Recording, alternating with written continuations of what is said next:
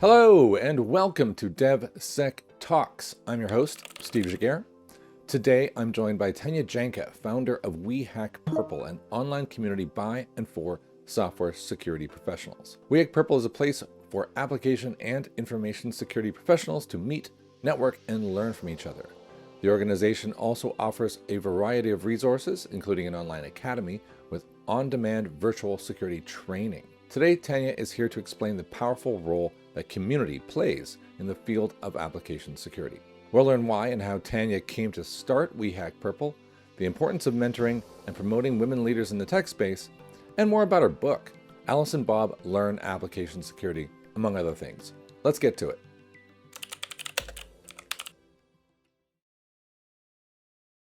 Hello, welcome to DevSecTalks. I've got Tanya Janca with me. Tanya, how are you doing today? I'm great, Steve. How are you? Yeah, I am having a really good day so far. For those who are watching this who are unaware of who you are, can you give us a brief origin story of yourself, please? I am basically a software developer turned into an application security person, and I speak at conferences and stream and blog and basically just really like telling everyone new things I've learned. Okay. And you are of other many facets to your existence. You are also an author. Maybe you want to tell us a little bit about that? I wrote a book called Alice and Bob Learn Application Security, and it's a textbook, but it's kind of a weird textbook. So there's stories, and there's these two characters, Alice and Bob, and they have families, they have careers and lives. Ooh, nice book, Steve. Thanks. Yeah, and so it's a bit easier to read than the average textbook. I might get into that a little bit more later on, Okay. because I had an opportunity this week to actually plug it in terms of a classroom I was talking to. But what I'd really want to dive into with you is something that has been a bit of a constant throughout your journey, and that is the power of community and education in application security. And I was curious if there are any, I guess I would call it founding experiences through your own journey that made you think, we need to emphasize more here in community and education in this space. Is there something you could tell me a little bit more about there?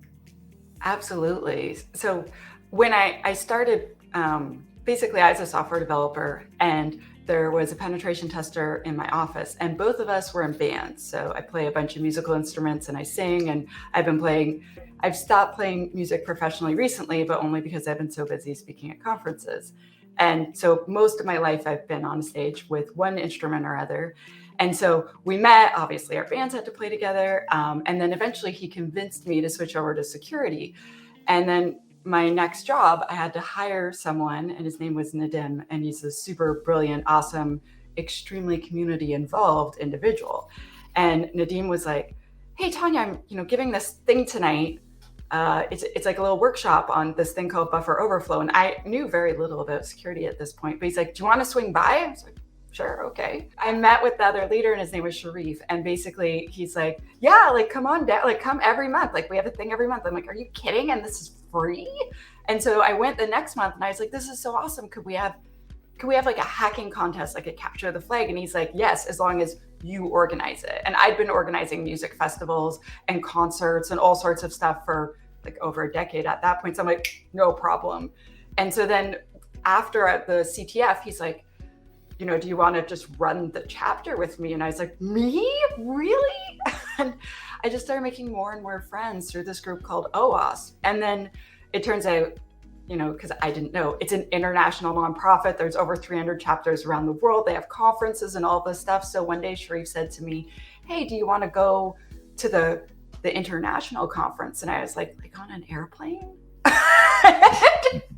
Yeah. And just, it sounds weird, but just making friend after friend after friend, our community grew too. We had around 100 people when I joined, but I've been promoting music concerts forever. And so I just did all the things that I did. And then eventually, after a few years, Sharif said, you know how we can never find women who want to speak? Like every month it's a dude. And I've been inviting women, but they always say no, thank you. And he's like, what if you spoke? And I was like, oh no. And Nadim and him and Rick and all these other people helped me prepare a presentation. So like I came up with it and then I'd show it to them and they'd help me make it better, and I'd show it to them again and they'd make little corrections. I got up and I did not die, as you can see, because I'm still here, but I was quite concerned I might. And then the rest is sort of history. I started getting invited to speak other places, and then Microsoft contacted me and was like, we heard we need to meet you. And I was like, well, is this a joke? Like, is someone pranking me? It's like, yeah, I got recruited to Microsoft. I did that for a few years, and then I started my own company, We Hack Purple. Amazing. And it's funny you mentioned the trying to get female speakers up on stage. I was on it's still a problem. I'm sure you know this. I was on a panel session recently, which then, of course, got called a manel because we had no women on the panel. You've done a lot of work in trying to get more women into tech. You're certainly through your podcast and through organizations that you have started. Can you tell me a little bit more about that? Absolutely. So when we started, every single woman said no. And so I started a mentoring program within the OWASP Foundation. So my chapter started a mentoring program, and I took on 4 women as my mentees, and 2 of them now do developer relations. But basically, then I started this group of just kind of a subgroup of OWASP with just all women in my city. And then we started just inviting all the women. And we were called at first Cyber Ladies after an organization that was in Israel. But then so cyber's kind of a silly word. It's the word usually that people that don't work in InfoSec call us. So anyway, we changed our name to WoSec, Women of Security. And we put out a call, and like 25 women showed up for the first breakfast. And then as I started traveling to other places, women wrote me and they said, can I do that too? I also do a lot of advocacy for other women. So for instance, every time I'm on a podcast after, I have a list of 10, 15, 20 women who are less well-known than me. And then I kind of tell the organizer, hey, did you want to have more women and like all different types of women on your podcast? Because I know a whole bunch who I can highly recommend, because quite often they go and they invite the only woman they know, and she's gotten like 20 invites that year, but she only has time to do 2 or 3, right? And so I'm like, oh, I have a list of women who are pretty excited and definitely want to do this. And so I've been getting a lot of women more opportunities. I feel like if you're going to work so hard to open the door for yourself, you might as well hold it for other people, if that makes sense. So like we'll see a conference that has all men and we're like, want us to send you like 10 women speakers to speak, like to choose from, so that you can not have only males and only like a conference that's 100 speakers and they're all men. Like, would you like to mix that up a bit? Because we could help. So it's been pretty good. Yeah. Working together works. Amazing. I'd like to kind of dive into We Hack Purple, if you don't mind. Okay. Because absolutely. when you first arrive at We Hack Purple, you see community, but you get a really kind of welcoming, warm feeling from it. And for anybody who doesn't know what We Hack Purple actually represents, please, the floor is yours to describe it. Awesome. So basically, since I started working in InfoSec, I didn't mean to, but I just kept starting communities. I would meet a bunch of people and I'd want to keep in touch with them. And I'd want them to meet other people who I'm like, oh, you're going to love this person. And so when I left Microsoft, I'd started a product startup with a friend, and it hadn't worked out. Like basically right away, we realized we had different thoughts. And so we split up before we hated each other, which is a good move. And so then I was like, what am I going to do next? And a bunch of people wrote me and they said, well, since you have time, can you come train my devs? I'll pay you. And I was like, oh yeah, sounds awesome. I'll be there. And people kept doing that. And then I met with this friend, Karen, and she said, you should record those classes that you're doing. And then you should just make it an online course, because then you could serve tons of people and you could charge way less. And I know that you want to educate the whole world, so you could make it more affordable. And I was like, well, that's really smart. And so the We Hack Purple community is a place, so it's my favorite place on the internet. Basically, we have a really strict code of conduct. We have like 20 moderators. We have this huge team of volunteers, and we organize little events where people can give their first talk that they've ever given. We have like little meetups where we just like recommend cool sci-fi books to each other, or whatever type of book you like. People can publish their own articles there. I publish articles there. We have we just started doing in-person meetups. So we're about to make our first in-person chapter in New York City, and they want to make one in Zurich. There's just all these different cities where they're like, can we just do one in person? Because we want to meet up and meet each other.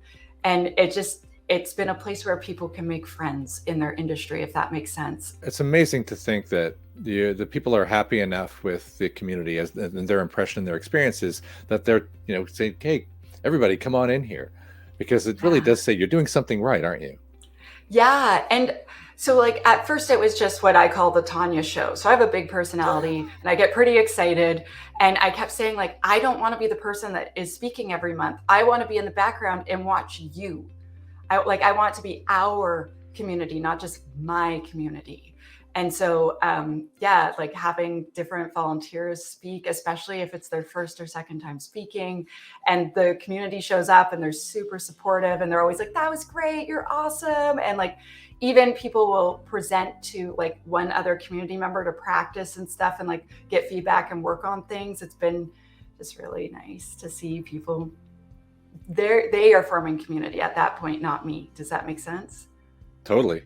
Yeah. I think what's great about what you're doing is that before people, I think, get into this industry, whether it be technology, coding, or even application security, if they want to take it to that level, it's nice that they know the community exists and they can I know they have the space, regardless of what level they are at, very beginner or even an experienced technology professional can enter this community and there's something there for them. There's a bit of a family, I think is the word you used. That's amazing.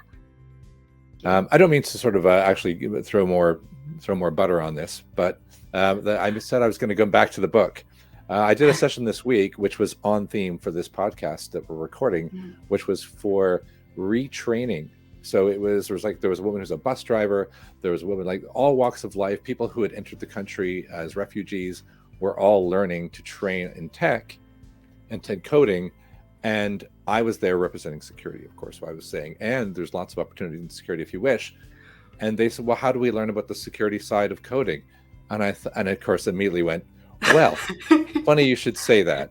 There's this book called Alice and Bob Learn Application Security, and it's from We Hack Purple. Go check out those two things.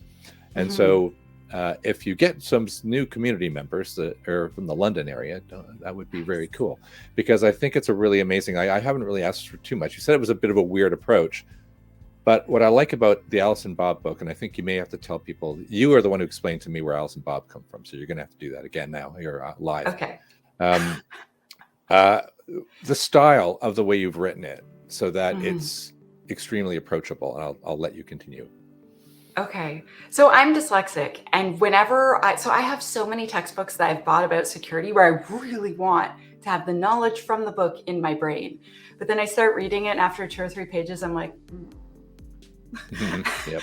And so I wanted to write a book that it will explain technical topics, but to explain it, first of all, at least 3 different ways, if it's very complex, and then also in more casual language. So sometimes security people will say, your session ID must be ephemeral. And I'm like, oh, no one knows what that means. And that's really vague. And do you need to use the word ephemeral? Like it's a $5 word. It's not necessary, right? Or you could say it's ephemeral. What does ephemeral mean? So let's define it. And then what the book would describe is it needs to be 28 characters or longer. They need to be random. Not random as in from your brain, but from a random number generator. As humans stink at being random. And then it just gives you more and more details about exactly how to make that and why each step's necessary, right? And then there'll be a story about it. Something will happen to Alice or to Bob, or it'll be a story from my past. And then there'll be, an example. Oh, this is how you could apply this in a real world application that you're making. And so I'll explain certain things in different ways and repeatedly. Like I remember one of my technical editors said, this is the 3rd time you're explaining what CI/CD is, but in a totally different way. What do you think the readers are, stupid? And I was like, no, you need to hear something at least 3 times if it's completely abstract and it's also complex to learn it. And I don't want them to have to read it in 2 other places than this book to get it. And also it's an extremely abstract and complex concept. And I want them to understand not only what it is, but like why you want to use it, when it's good to use it, when it's not good to use it, like strategies for using it. And I need them to fully understand what it is before I do that. So yes, I like gave like a picture, and then I gave like a technical definition, and then like a story of how you could use it and why it was cool. And I'm like, so that's what I'm doing. That's in teacher books, they tell you to do this. So I studied a lot about teaching first because I was concerned. And Steve, one of the things so when I was joining InfoSec, one of the things that pushed me very strongly towards community was that I just could not possibly afford any of the training. Part of what I wanted to do with We Hack Purple and Alice and Bob was make it accessible.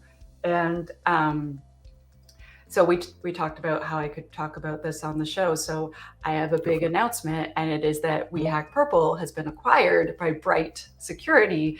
And our plan is to basically start taking the academy courses and putting them in the community and making them free for the whole world.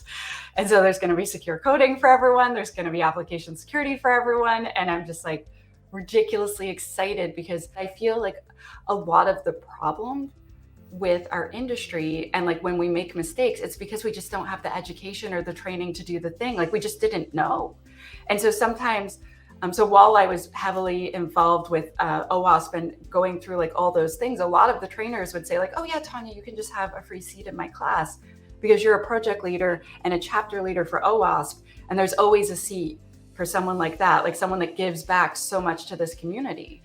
And so I got to sit in on so many classes and learn so much from my peers. And so like I had a more free life where I could do whatever I wanted. And I feel like the average person can't take several nights a week to studying and doing all this stuff and spending time and starting an open source project. And it's like, how can we make it so everyone has the ability to learn? And so with We Hack Purple, we started a diversity scholarship, and we gave 100 of them away. Around 70% of the people were women of color, which is really awesome. There were a lot of disabled people, all sorts of different races, religions, and just sometimes certain countries, there's just like such a disadvantage with that country. We're like, everyone, if you apply from this country, you're just in. And so we put a lot of students through different free things. But yeah, this is going to be so much better. Like with Bright Security, just being able to just open the doors all the way for the first time. Yeah. Incredible, it's right? kind of a dream for me. Well, then I guess my last question will be, what's left to be done? What does the future hold for Tanya? What does the future hold for education, mentoring, and community and application security? Okay, so I have a whole bunch of plans. So first of all, moving all the things over to the community so everyone can take courses and everyone can learn. I also want to, so basically I just moved. And once I like wind up in the new job and get everything going, I want to start writing my next book. And Alice and Bob need to learn secure coding. I'm also planning an ebook about security champions because I've just been talking about so much, and I wrote 10 blog articles. I'm like, let's make that downloadable so people can just read the whole thing in one chunk and they don't have to mess around trying to get all the links to all the articles. I also want I want to start making information more accessible and make it more normalized. So with the community, there's a newsletter that you can join, and basically it will feed you one article at a time for close to a year if you do it that way. And it'll just like slowly go at a pace where you can do it. But I want to redo that so that it's actually lessons that build upon each other. And so by the end, like so that you could basically part-time follow a course and then like no secure coding at the end, or you could part-time follow an application security course. And then by the end of the year, you're like, I know what I'm doing. Oh my gosh.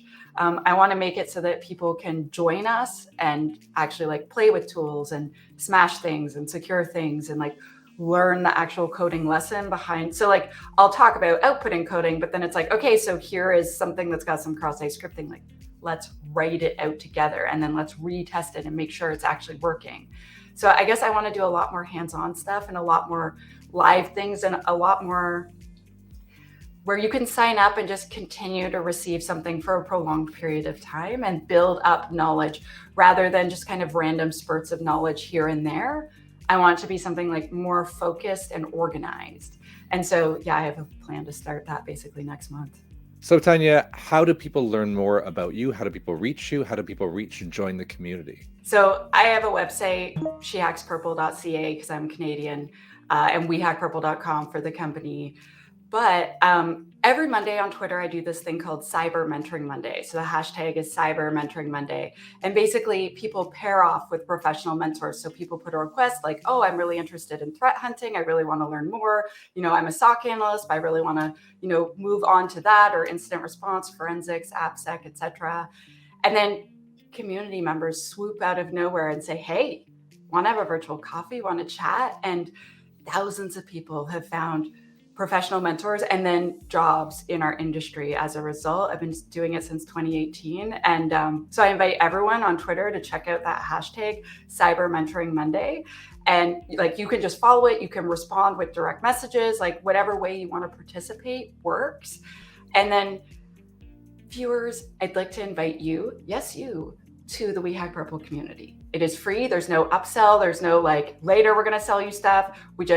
Everything is free. If there is an event that we're sharing as part of the community, we'll tell you this event's not free right at the top. But all the events we run are free, and the plan is for it to always be free. And you just go to community.wehackpurple.com, and then you just fill out this is my name, this is my email, and this is why I want to join. And as long as the reason you want to join isn't ridiculously offensive, we'll let you in.